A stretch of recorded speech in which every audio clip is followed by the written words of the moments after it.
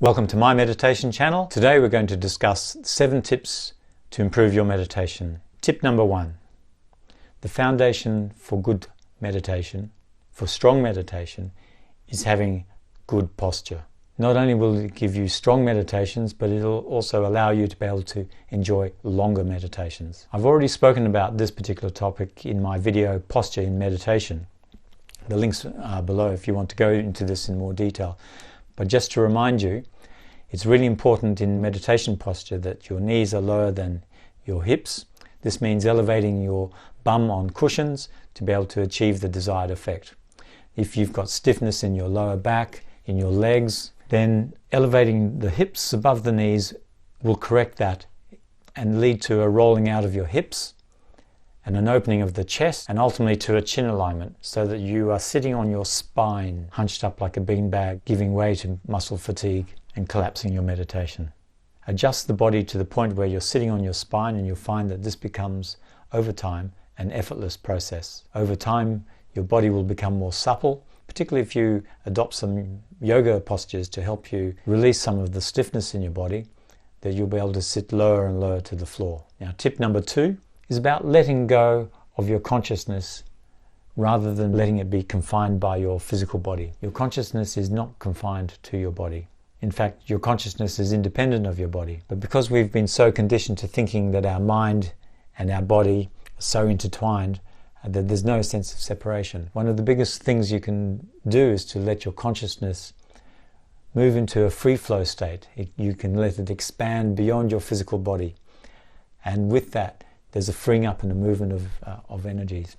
In the 21st century, one of the main problems people experience is increased anxiety, nervousness, difficulty, because they've closed down their body of energy. They've allowed themselves to be seduced by the concept or the idea that your body and your consciousness are together. The more you can let go of your consciousness, the more something can flow. You know, when you go to the countryside and you just feel much more expansive in your body, well, it's exactly like that. And if you can adopt this in your meditation, then this is going to enhance your meditation experience. It leads to an alignment of energies in your body and a flow of energies, and a lot of the problems you experience in life can simply dissipate or certainly be lowered. Now, tip number 3 to improve your meditation practice is to recognize that sometimes emotional charges such as sadness, anger, jealousy, excessive thoughts, aches and pains can come up in your meditation. We want to take the approach of letting them come, letting them go.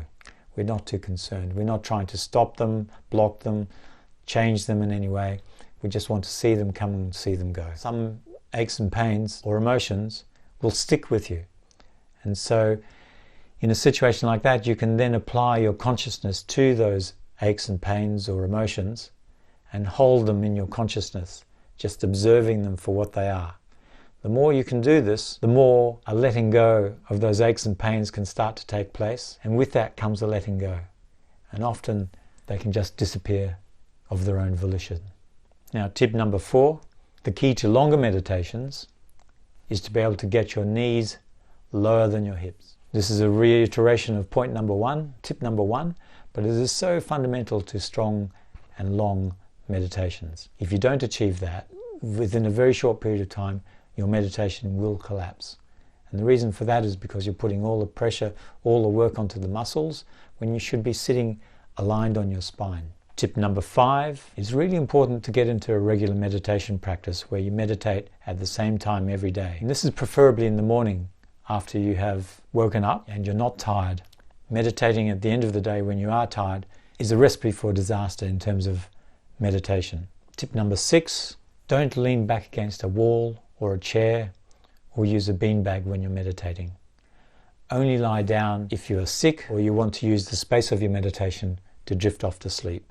Now, the reason why I say don't lean against a wall or a chair or a beanbag is that if you are slumped, this will lead to a collapse in your meditation. It may be fun to have a casual approach to meditation, but the reason why we want to sit correctly is to allow the free flow of your consciousness and the free flow of energies in your body to take place without them being stuck or inhibited in any way. Now, tip number 7, our last tip. It's so essential in your practice, in your meditation practice, to persist, persist, persist.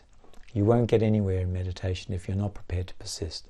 And even if you're meditating for 5 minutes a day, that is perfectly fine. The fact that you're doing it, you will get stronger, you will get better at your meditation, and you will get results. Now, if you have any questions or comments, please feel free to send them to me in the comments section below. I will get back to you. Once again, please subscribe and hit the like bell to receive notifications on forthcoming videos. The videos will be coming thick and fast now, so please stay tuned.